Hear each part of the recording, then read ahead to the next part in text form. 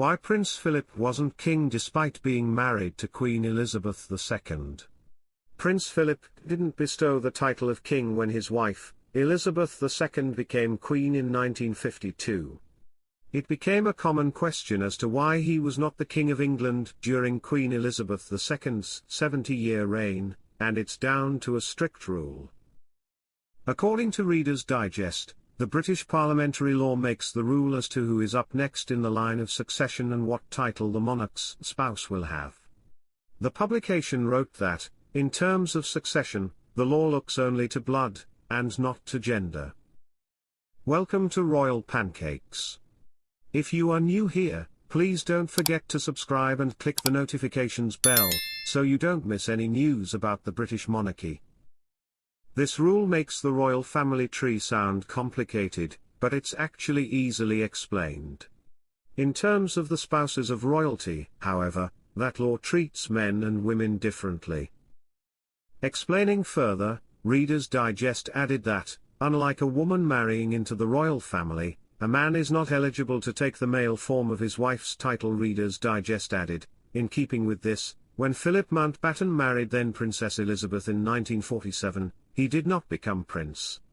It wasn't until 1957 that Queen Elizabeth bestowed the title of prince on Philip, by issuing a letters patent. Previously speaking to Town and Country, royal historian Marlene Koenig said that this is the same for Princess Eugenie's husband, Jack Brooksbank. Prince Philip was born on this day, June 10, in 1921. The royal died on April 9, 2021, just 2 months before what would have been his 100th birthday. Unlike Philip, Queen Camilla was granted a female version title of Charles.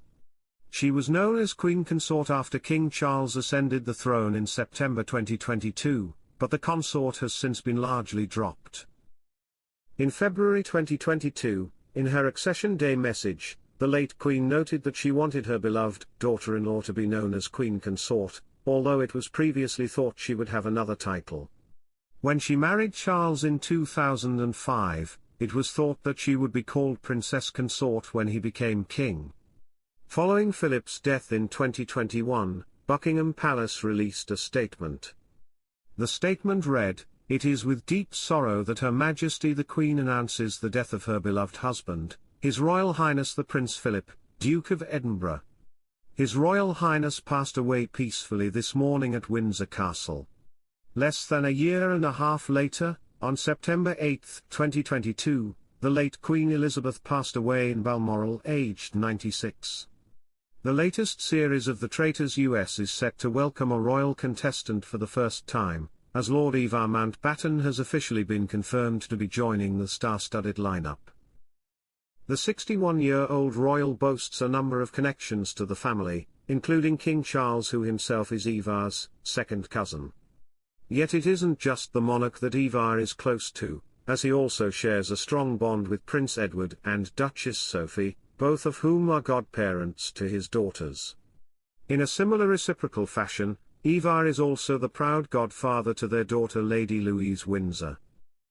Even more interestingly, Ivar also made history back in 2016 when he came out as gay, before going on to become the first member of the royal family to have a same-sex wedding to his now husband James Coyle in 2018.